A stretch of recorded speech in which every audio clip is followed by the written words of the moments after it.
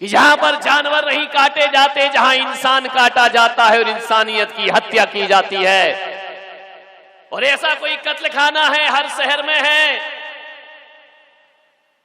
पढ़ी लिखी महाजन कौम से लेकर पिछड़ी हुई जातियों तक है पाप पनप रहा है। घर घर में बूचड़ खाने खुल रहे हैं, और वह बूचड़ खाना यदि कोई है तो मादा भ्रूण हत्या का बूचड़ खाना है, गर्भपात का बूचड़ खाना है, स्लॉटर हाउस बन रहे हैं घर आजकल। मान्यवर ध्यान रखिए, चलता फिरता बूचड़ खाना, चलता फिरता कसाई घर, जहां पशुओं की निर्ममता से हत्या नहीं होती है, बल्कि जीते जी इंसान के बच्चे का खुलेआम कत्ल कर दिया जाता है। ऐसे क्लिनिकों की बाढ़ आ गई है देश में। एक डॉक्टर चंद रुपए के खातिर, चंद नोटों के खातिर मानवता का हत्यारा बन रहा है। वो जो डॉक्टर ये नियम लेता है कि मैं लोगों को जीवन दान दूंगा, एक शपथ उठाता है, न जाने नोटों के खातिर कैसी नीयत खराब होती है उसकी, कि जीवन देने वाला जीवन लेने को तैयार हो जाया करता है। डॉक्टर तो परमेश्वर हुआ करता है, वैद्य को तो परमात्मा कहा गया है, हकीमों को भगवान का दर्जा दिया जाता है, क्योंकि ये मरती हुई मानवता को सांसें दिया करते हैं। ये तड़पती हुई जिंदगी को सुख और सुकून देने का काम किया करते हैं। डॉक्टर का धर्म होता है कि जीवन दान देना, जीवन लेना ये डॉक्टर का धर्म नहीं होता है। सफेद कोट पहनकर शपथ उठाते हो कि जिस पेशे की तरफ मैं बढ़ रहा हूं, जिस कार्य की तरफ मैं बढ़ रहा हूं, मेरा धर्म और मेरा लक्ष्य है कि लोगों को जीवन देते रहूंगा, मैं टूटती सांसों को जीवन देते रहूंगा, मैं अंधियारी आंखों में रोशनी भरता रहूंगा। शायद एक डॉक्टर वो शपथ अपनी भूल जाता है। ध्यान रखिए, जीवन दान दीजिए। जीवन कैसे लेने लगे आप? चंद रुपयों के खातिर गर्भपात करना, चंद रुपयों के खातिर एवार्सन कर देना, और बेरहमी से एक मानव को मार देना, मानव भ्रूण का कत्ल कर देना, बहुत बड़ा अपराध हुआ करता है। महाजन कौम में भी ये पाप पनप रहा है, पढ़े लिखे लोग भी ये पाप कर रहे हैं। एक आधुनिक पाप है ये गर्भपात। ध्यान रखिए, एक महिला मेरे पास आई, 4 आंसू लुढ़काए। मैंने कहा क्या हुआ बहन, क्या तकलीफ है तुमको? उसने कहा महाराज, रुपया है, पैसा है, धन है, दौलत है, पति भी बहुत अच्छा है, किसी चीज की मुझे कमी नहीं है। तो मैंने कहा फिर रोती क्यों हो? बोले रोती इसलिए हूं कि मेरे पास लड़की है लेकिन लड़का नहीं है। मैंने कहा इसमें रोने की क्या जरूरत है? बोले एक लड़का तो होना चाहिए ना। मैंने कहा 21वीं सदी में जी रही हो, और वही दकियानूसी पुराने ख्यालात की एक लड़का होना चाहिए। मैंने कहा क्या करेगी एक लड़का पैदा करके? बोले बुढ़ापे का सहारा बनेगा। मैंने कहा कोई जरूरी नहीं। गया जमाना कि ये बाप बोले कि 14 वर्ष वनवास जाना है और बेटा हाथ जोड़ के चला जाए, बोल मत देना, अदालत तक घसीट के ले जाएगा तुमको, ध्यान रखना। गए वो राम जी के जमाने, गए वो दशरथ के जमाने। बेटा कब पड़ोसी बन जाए इसकी कोई गारंटी नहीं हुआ करती। एक बात ध्यान रखना, बेटी ससुराल में रहकर भी माँ बाप का ध्यान रखती है, और बेटा पास होकर भी माँ बाप का ध्यान नहीं रखा करता है। ध्यान रखिए, किस बेटे की चाहत में जीते हो तुम? मैंने कहा तू पगली हो गई है, कहती है कि एक बेटा होना चाहिए। मैं तो कहता हूं बेटा ना हो तो कोई दुख की बात नहीं है, लेकिन जिसके घर में लड़की ना हो उसके घर में दुख की बात जरूर हुआ करती है।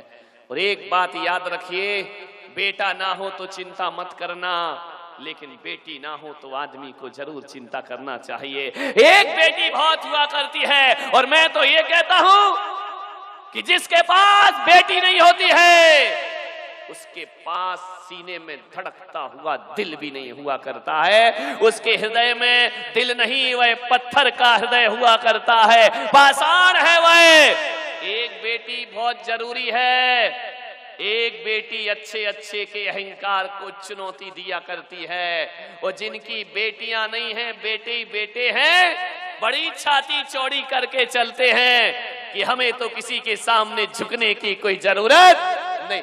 झुकाने का काम करती है एक बेटी, और बड़ों बड़ों के अहंकार को मिट्टी में मिला दिया करती है। इसलिए आपसे कह रहा हूं कि आपके घर में बेटा हो या ना हो, हर घर में एक लड़की जरूर होना चाहिए, एक बेटी हर घर में जरूर होना चाहिए। बेटी इंसानियत सिखाती है, बेटी झुककर जीना सिखाती है, बेटी हमारे अंदर मानवता को जन्म दिया करती है। एक बेटी घर में जरूर होना चाहिए, ध्यान रखिए। बोली महाराज कह तो सही रहे हो, तो इनका अब क्या दिक्कत है? बोले फिर भी एक वंश का अंश तो चाहिए। किस वंश के अंश की बात कर रहे? ऐसी मानसिकता लोगों ने बना ली है कि हमारे घर बेटा ना होगा तो हमारा वंश नहीं चलेगा। कोई जरूरी है कि बेटा हो जाए तो वंश चलेगा? इस गलत फहमी में, इस मुगालते में मत जीना कि बेटा वंश का दीपक ही बनकर आएगा।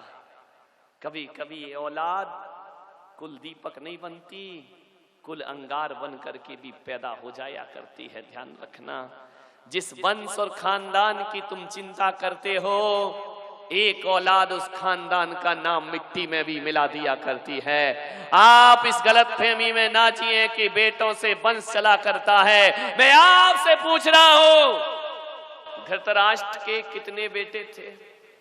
बोलो। 100 थे ना? दूसरों की औलाद की बहुत गिनती मालूम रहती है तुमको। अपने घर में कितने चंगू मंगू हैं ये पता ही नहीं है। तुम विचार करिए। धृतराष्ट्र के 100 बेटे थे। बताओ ग्वालियर वालों, कौन सा हित साधा उनने अपनी खानदान का? 100 बेटों ने कौन सा बाप का नाम रोशन कर दिया? बोलिए। 100 बेटों ने कौन सी खानदान और पूर्वजों को यश कीर्ति दिला दी? कौरव जैसे 100 बेटे माँ बाप का कोई नाम रोशन नहीं करते हैं। रावण के कितने लड़के थे मालूम? कितने थे? 1 लाख। 1 लाख पूत 1.25 लाख नाती, तहां रावण घर दिया ना। किस औलाद की चाहत रखते हो तुम? रावण के 1 लाख पुत्र थे। उन 1 लाख पुत्रों ने रावण का कौन सा नाम रोशन कर दिया? मैं आपसे पूछता हूं, 1 लाख बेटे भी रावण के खानदान का नाम रोशन नहीं कर पाए, और कौरव जैसे 100 बेटों ने माँ बाप को कोई ऊंचा दर्जा नहीं दिया। क्या सोचते हो कि बेटा नहीं होगा तो वंश नहीं चलेगा? अरे रावण के बच्चे और कौरवों जैसे बेटों ने अपने वंश का नाम मिट्टी में मिला करके रख दिया, अपने खानदान का नाम मिट्टी में मिला दिया। कौरव जैसे 100 बेटे किसी काम के नहीं होते हैं। सीता जैसी एक बेटी 2 कुलों का नाम रोशन कर दिया करती है। विचार करिए आप, सीता जैसी एक बेटी काफी है। कौरव जैसे 100 बेटों ने कोई नाम रोशन नहीं किया, वंश चलाया सीता ने। विचार करिए, बेटा 1 कुल को रोशन करता है, बेटी 2 कुलों को रोशन करती है। पति का नाम भी रोशन करती है और पिता की खानदान का नाम भी रोशन। एक बेटी काफी है, ये भ्रम निकाल लो।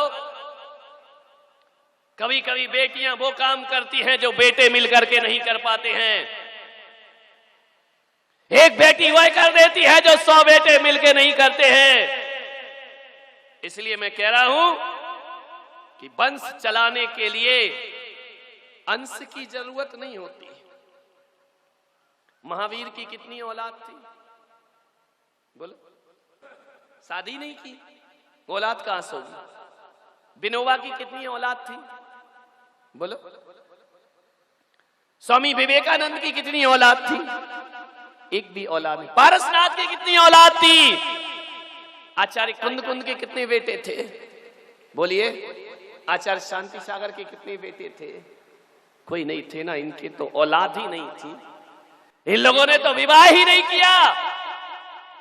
अब बताइए, रावण के 1 लाख बेटे और महावीर का एक भी बेटा नहीं। बोलो किसका वंश जिंदा है?